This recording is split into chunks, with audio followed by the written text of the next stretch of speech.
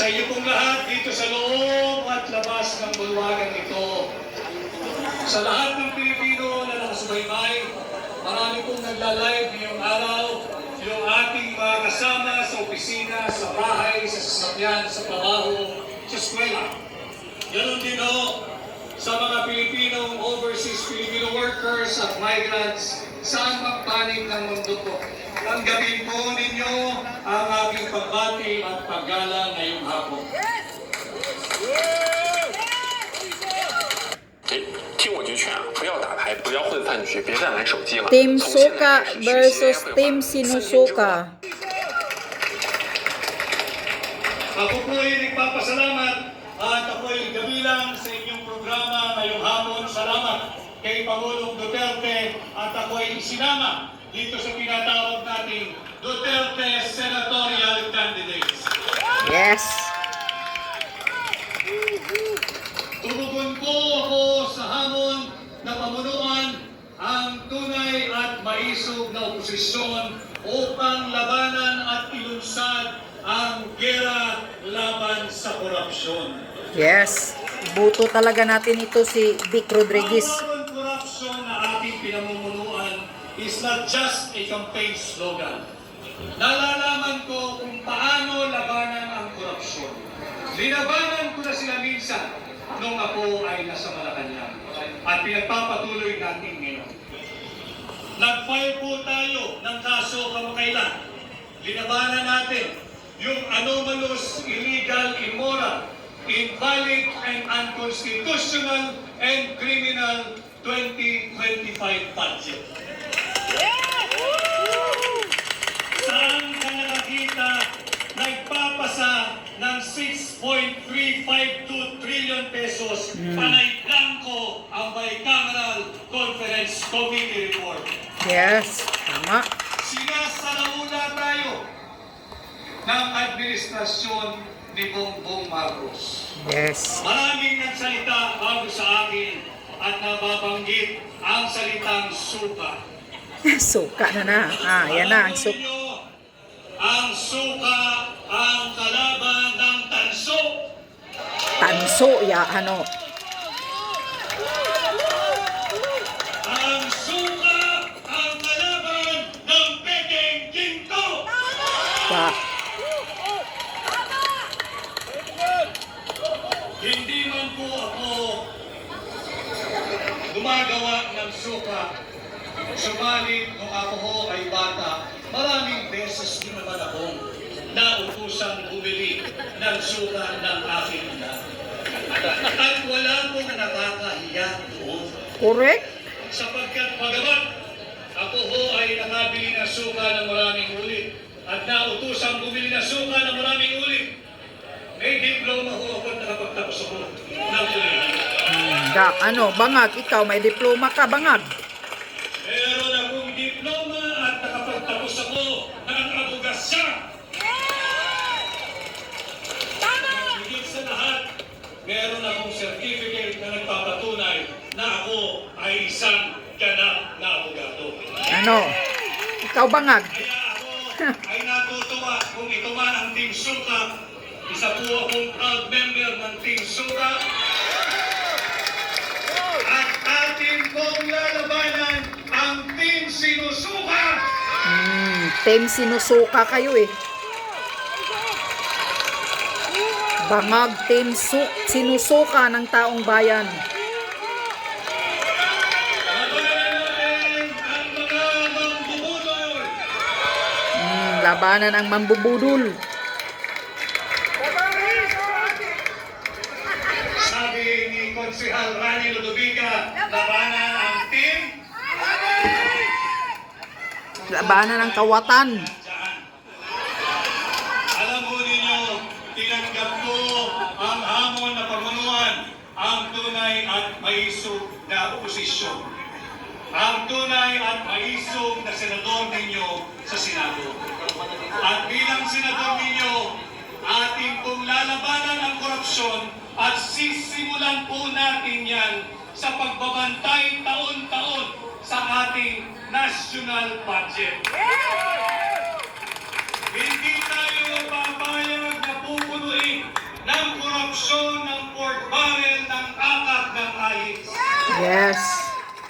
Babantayan natin taon-taon ang ating national budget nang sa ganon, hindi na magkaroon ito ng 28 blanco at nauwi sa tinatawag nating gaan. Subalit bilang senador ninyo, kailangan ko po ng katulong. Kinakailangan kong makasama sa tulong ninyo ang isang veterano, mambabatas, matapang magaling. Dahil po natin sa Senado, si Senador Atty. Dante Marcoleta.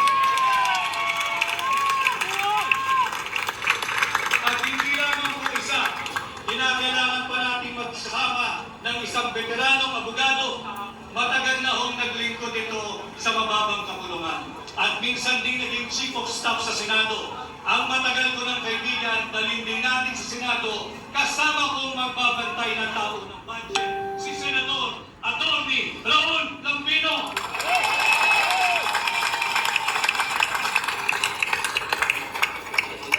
At bukod po sa pagbabantay ng ating tao ng budget, magailang beses ko na rin po napaliwanag at nailahad sa inyo. Bilang senador, aking pong aamyendahan ang tinatawag nating plunder law o yung batas laban sa pandarambong. Sapagkat hindi po makatarungan na habang tayo'y nagsasagawa ng proclamation rally ng Duterte senatorial candidates ngayong maghapon, habang tayo'y ninanakawan, hindi tayo makapagsampa ng kasong plunder sapagkat hindi pa umaabot sa 50 million pesos ang ninanakaw ng mga tulisan dyan sa Kongreso. Mga tulisan sa Kongres. Ko ho ang plunder law o yung batas laban sa pandarambong, yung threshold na 50 million, ibababa po natin ito sa 1 billion pesos. Hindi. 1,000 pesos lang. Subalit, kagaya rin po natin pinakita kanina, bilang Kasuhan na. kinakailangan ko rin ang mga kasama sa Senado. Kinakailangan natin kasama na hahabulin ang mga magnanakaw sa Malacanang. Kinakailangan natin ibalik ang ating makakasama, ibalik natin sa Senado, Senador Bongo!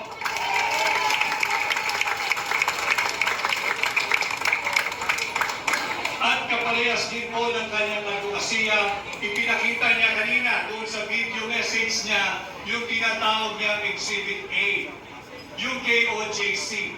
Nakikita natin kung anong ina pag walang korupsyon, kung lahat ng pera ay ginagamit at napapatupad ng tama. Sa Senado, kinakailangan ko rin ang kasama upang amendahan ang plunder law at kinakailangan nating dali sa Senado si Senador Pastor Apollo Kibuloy. Yes. Buboto ko rin yan. Both Street, PDP laban tayo. Kung natin ang plunder law, isa sa batas ko po ang pagbabalik ng death penalty. Yes, yan ang importante. Death penalty. Death penalty. Bitay talaga. Bitay. Hindi ko ho nabubuo dyan ang Duterte senatorial candidates. Pag nagawa na po natin yan, meron na tayong pagbabantay sa budget, meron na tayong pagbabantay at pag-amenda sa plunder law, ang pagbabalik ng death penalty, lalabanan din natin ang muling paglaganap ng illegal na droga. Yan. Kasi ngayon, marami ng mga praning sa karsada. Unahin nyo si Marcos Jr. Hilain nyo pagpa-hair follicle drug test.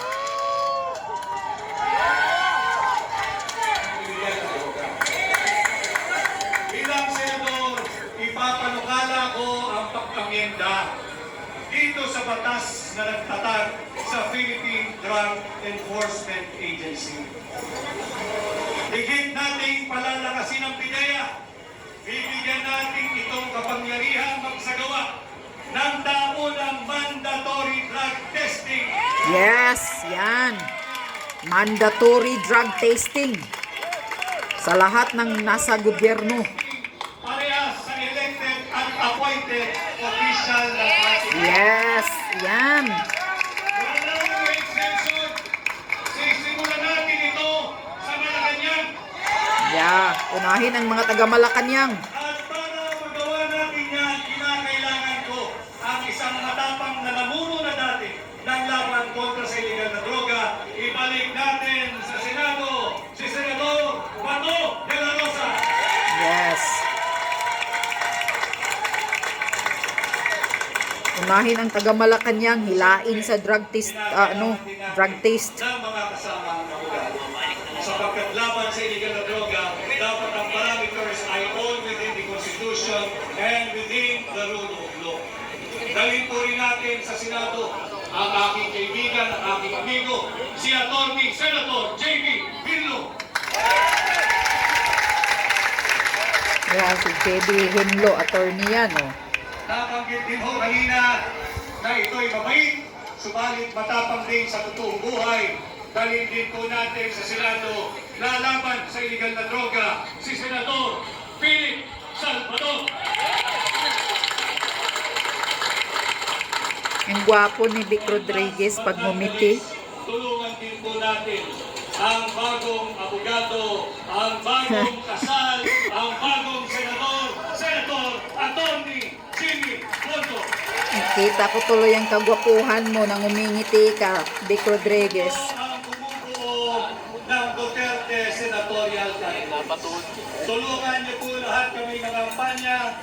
Tulungan niyo po tayo lahat na manapunta sa Senado. Ang issue po natin ngayon ay ang maanumalyang 2025 budget. Subalit pilit nilang hinilihis kung kaya't winersa nilang ipasok itong unconstitutional na impeachment complaint laban kay Vice President Inday Sara Duterte. Yeah, diversionary tactics nga eh. Unconstitutional sapagkat pinangalala nila itong verified impeachment complaint.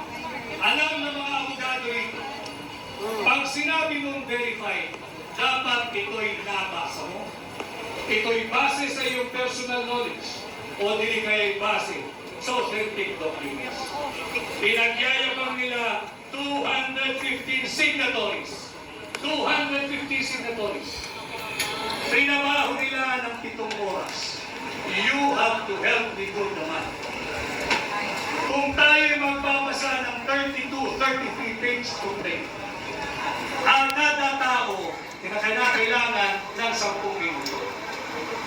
Sa loob ng 1 oras, 6 na tao lamang ang makakapagbasa at makakapagtulawak ng complaint na ito. 6 na tao sa loob ng 1 oras, i-multiply mo ng 7. Berita Kaya terbaru, dokter terkenal itu matalino pa sa mathematics si Atty. Vico. 6 na tao sa loob ng 1 oras, i-multiply mo ng 7. Yung tao na yan, padaan-daan. 42 lamang ang maximum na makakabasa at makakaintindi ng verified impeachment complaint na yan. Saan galing ang 215? Correct. Tama. Siguro'y patatalino at sadyang henyo sapagkat yung blanco na uwit sa 6.352 trillion pesos budget. Kung makakabasa ko ay 2 mambabatas kada 10 minuto, meron lamang kung makakapirma at makakaunawa ng 12 sa loob ng 1 oras. And again, you have to help me do the math. 12 times 7 hours. It will only give you what? 84. 84 congressmen na nagbasa. 84 lang ka congressman pala. Naunawaan base sa kanilang personal knowledge o di kaya ay authentic public documents. Saan galing ang 215 signatories? Sa ayuda! Sa ayuda at sa angka at Sa ayuda. Kaya ngayong eleksyon, we should all understand what is at stake for our country this midterm election. Ninanakaw na ang pera nating mga Pilipino. Kaya nga. Ang bebenta ng 25 toneladang ginto, hindi sinasabi kung sinong bumili at pagkano ang pagbebenta nito. Yeah, yan pa, yung tulinadang gold natin. Pangulo, nanakawin pa rin ng Marcos administration. Oh. Kaya importante, mahalaga na tayo'y nagkakaintindihan. Let us protect the 32 million constitutionally, lawfully, and democratically elected Vice President Inday Sara Duterte para ating maging pangalawang Pangulo. Huwag natin hayaang nakawin ng iilang elitistang mambabatas ang pangalawang Pangulo mula kay Inday Sara Duterte. Yes. Mahalagang pinag-uusapan natin ito para matulungan ninyo kaming higit at dalhin ninyo ang Duterte senatorial candidate sa Senado at ating poprotektahan hindi lamang si Vice President Inday Sara Duterte, hindi lamang ang Office of the Vice President, kung hindi ang sagradong mandato ng 32 milyong Pilipino na ninanakaw ng ilang elitistang mambabatas. Ako'y nagpapasalamat sa inyong mainit na pagtanggap. Sana ho ay matulungan ninyo kung ipakampanya sa inyong pamilya, sa inyong kamag-anak, kaskwela, kapitbahay, Yes. kaibigan, at sa lahat ng nakilalang Pilipino sa anumang panig ng mundo. We Ang will muli vote for you. ay si Atty. Vic Rodriguez, number 56, Pilipino, abogado, may isog! Yes.